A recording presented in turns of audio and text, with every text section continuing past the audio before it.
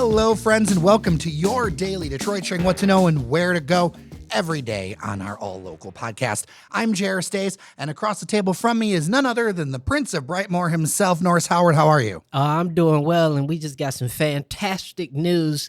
This one is going to be for our round ball fans. I would say this is a slam dunk of a story. Yeah, absolutely. And so allow me to assist you, Jer, in talking about something that we have been clamoring for as Detroit sports fans for a number of years. I'm actually really happy about this. Yes, the city of Detroit is getting a WNBA team. It was awarded along with two other cities. This is going to be happening in 2029. So a little bit of time to wait, but the wait is worth it because there's so much attached to this that isn't just about the sports club, but the sports club is very exciting. And to have Detroit be part of this wave of women's sports that is rising across the nation. Yeah, in WNBA in particular, I mean, last season, obviously, because of the Angel Reese and Caitlin Clark effect, they've been seeing huge interest, and now with Paige as well.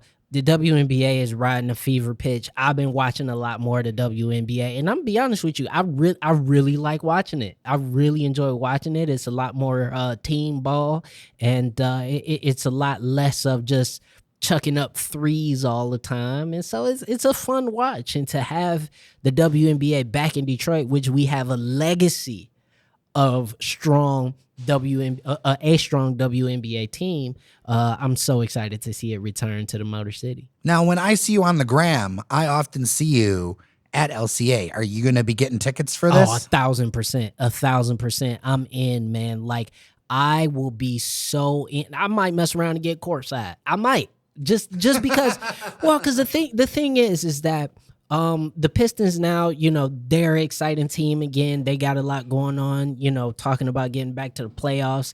You got the Tigers, you got the Lions, all this stuff that's happening around sports. And to have the WNBA, which, by the way, the Detroit Shock, which was our former team, was one of the most widely supported teams.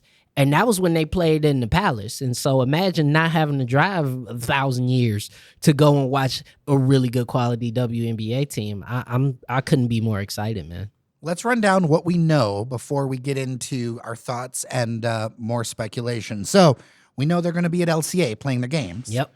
We know that it's an investor group put together by Tom Gores, who also owns the Pistons, but also has a number of star-studded Detroit and Detroit-connected people to it. Yeah, absolutely. Part of the investor group consists of Chris Webber, Grant Hill, and also Jared Goff, which Lions fans, that should be exciting for you too. I will mention that the expansion fee was pretty hefty compared to previous years. The Detroit team paid $250 million, $250 million for this. Now, this is so much more than what the Valkyries paid back just a couple years ago, who only paid $50 million. So they paid a pretty penny to be part of this. Yeah, and I think it's because of not just what the WNBA is doing as a league, but also just looking at the market of Detroit. I mean, it's a heavy sports market, one of the largest in the country. And on top of that, you'd be coming in with pretty much already purpose-built. Like, you just got to assemble the team and assemble a practice facility, and now you are ready to roll. You mentioned the practice facility, and that will be assembled on Detroit's east side. I'm kind of excited to see its own practice facility. I wondered if they were going to try to stack up down the street in the Pistons Performance Center, but for them to have their own facility that will anchor an east side sports complex on the old Uniroyal site that's off of East Jefferson just by Belle Isle. One, I think that's a wonderful use for that spot that, it needed a bunch of remediation, but doing it as athletic fields, doing it this way, they're going to be able to it's going to be safe. It's going to be handled, but you don't have to do as much work when you're capping stuff off for athletic fields. This is going to be great for the east side, great for the riverfront, because yes, the WNBA team will be doing stuff there, but also, yes, Detroit residents are going to have an amazing amenity right across from Belle Isle, more fields, all that stuff, which is great. Belle Isle is a beautiful place, but also it's kind of also low terrain. And so fields can sometimes get flooded, things like this. This gives an option like in the city that gives you tons of great views. It's a much better use of Detroit's riverfront. It's a shareable use of the riverfront. I know for a long time there were thoughts about putting apartments right on that strip.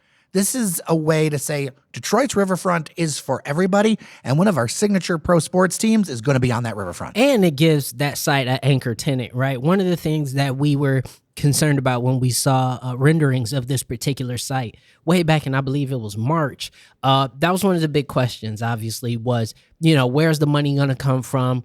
Will that money be enough to cover the cost of such a massive complex? Because they were talking about something like 8 soccer fields, some softball fields, an indoor basketball arena. Like, this is a pretty large facility.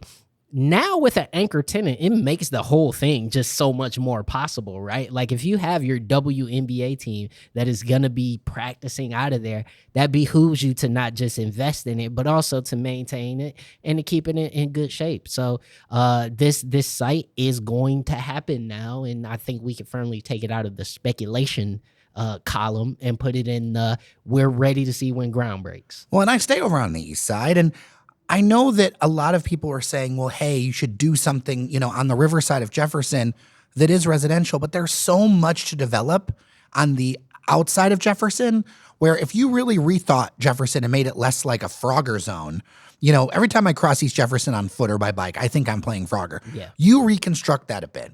And then you put in the old Big Boy site. You put in, there's all kinds of stuff on that east side. There is tons of space to build things where you could create a really beautiful symbiotic relationship there that ties from downtown, and that's kind of in a dead zone, downtown all the way to the villages. And this is huge, like for the city, long term. I think this is huge, and I think these kind of amenities are part of why people are going to want to live in Detroit. And that's an anchor. That's going to be an anchor attraction, right? That's going to be one of those things where people will consider potentially living on East Grand Boulevard or living kind of over a little bit further north towards Lafayette and stuff like that. Like, listen, it's a great thing, but the big draw here is the fact that WNBA basketball is returning to Detroit, and we're already seeing plans to make that reach expand beyond just playing basketball games at LCA, which I think is great. All right, got to ask the question. Is there any other name to call this team but the Shock? It better be the Shock. It can't be anything else. It has to be the Shock. It has to be. It has to be. It can't be anything else. Listen, you got to keep that legacy. Listen, 2-time champion Detroit Shock. I want the banners to be able to still be up in LCA. We need to be able to have the throwbacks that came out from back in the day. Like, we got to continue the legacy. If they name this anything other than the Shock, I will openly revolt. Okay, it needs to be the Shock flat. Even if it's the Norris? I know how you like your own name. Yeah, but not for a sports team. I like my own name for me. Like, for real. I really think this is such a, for lack of a better term, a slam dunk. Like, you need to do this. And so people know, the WNBA actually reacquired that trademark. Yeah. So it's at their fingertips. I think to me, it's only a decision of if they're going to do it, and maybe even like reeling out these announcements over time for the maximum press impact, if you will. Yeah, I think so. I think once you start seeing like, the logos and the names and the designs and all that, which, we got a couple years until we kind of see anything solid from this team. But it's an exciting thing. Also, we got to mention the other 2 cities that are getting the expansions are Cleveland and Philadelphia. Cleveland, obviously, Dan Gilbert connections. I feel like now when Detroit gets something, Cleveland got to get it too. And I'm kind of not feeling that, but I get it. But Cleveland will be the first team expanded 2028, then Detroit, then Philadelphia. Total aside, have you ever been up to that half court that's in the Rocket headquarters in Campus Martius, and the cognitive dissonance of seeing all that Cavaliers stuff over the heart of Detroit? It's wild, man. I get it, but it's wild. Man, listen, there was a group of people from like the Ohio Tourism Board, like advertising like Visit Cleveland. And I was just like, what? There's not anything more tone deaf than advertising Cleveland in the middle of Detroit. Like, I listen, no disrespect for the people who were working and trying to earn their paychecks, but I actually wanted to take their banner and burn it. Like, that is how I got infuriated. Like, it just, Listen, Mr. Gilbert, don't do that no more. I don't know. I want to go down. I haven't been down to Cleveland in a minute. I've been too many times over the past year. Like, I don't want to go to Cleveland any more times. I feel like somebody in the universe is torturing you because specifically your dislike of Cleveland. It's not my dislike. It's my dislike of all parts of Ohio besides Cedar Point, which I wish we could annex. So, like, it is what it is. But, hey, I'm a Michigander born and bred. I'm contractually obligated to dislike Ohio. And, they're getting a WNBA team. We're getting a WNBA team. The rivalry is already built in. Like, let's get ready. Like, let's get ready for the Cleveland team to play the Detroit Shock 2.0. And, like, let's make it a big thing. Let's make an event out of it. And I'm excited, too, because this is going to be a great opportunity for youth sports in the city. The Detroit Pistons organization has been doing a lot of work around outreach into the neighborhoods. And I think the Shock, or the Detroit WNBA team, because it's not officially the Shock yet, It's not. will be a great catalyst for more people being involved in sports. Absolutely. And I know I said 2-time champion, but it's 3-time champion. So let me just put even more respect on the Detroit Shock's name. But it is really important that we kind of recognize that aspect, because as we sort of see, like, for instance, with, the Lions and the Tigers, the efforts I feel like to kind of get more into the community have not been there as much as I would like. But the WNBA seems like they're taking even more of an effort to want to support community in sport. And that really, really, really makes me happy. All right. Well, we're going to leave it here for this edition of Your Daily Detroit on this Monday, June 30th, a big day in the history of Detroit. If you've got feelings on the new WNBA team, should they be called the Shock? Do you have another name that Norris will... No, you don't. No, you don't. You don't have a new name.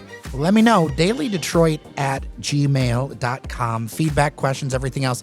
Also, thank you so much to our members on Patreon, patreon.com/dailydetroit. Local media needs local support to survive. Thank you so much for everyone who has stepped up. You're going to get swag, access to our community Discord, and a lot more. And by the way, I would be remiss if I do not mention that we are having our studio open house for July on the Saturday, June 19th from 10 a.m. to 1 p.m. right here at Techtown. Make sure to go to Eventbrite, RSVP, so we know how much coffee, donuts, and stuff to get for you, and meet your neighbors, because connecting with neighbors is so important. Yeah, absolutely. And we always have a great time. We have great conversations. We meet a ton of people. And also we use it as an opportunity to get your feedback and to learn what more we can do to make the show as appealing as possible to you, the listener. So as Jared said, slide over to Eventbrite, search for Daily Detroit. You'll be able to see it. RSVP, get your ticket and lock in your spot, because it's not the biggest studio in the world. So, And a lot of people, this place gets full. yeah, and it gets full real quick. But we want to see as many of y'all as possible. All right, well, with that, I'm Jer Stays. And I'm Norris Howard. Thank you so much for listening. Remember that you are somebody, and we'll see you around Detroit.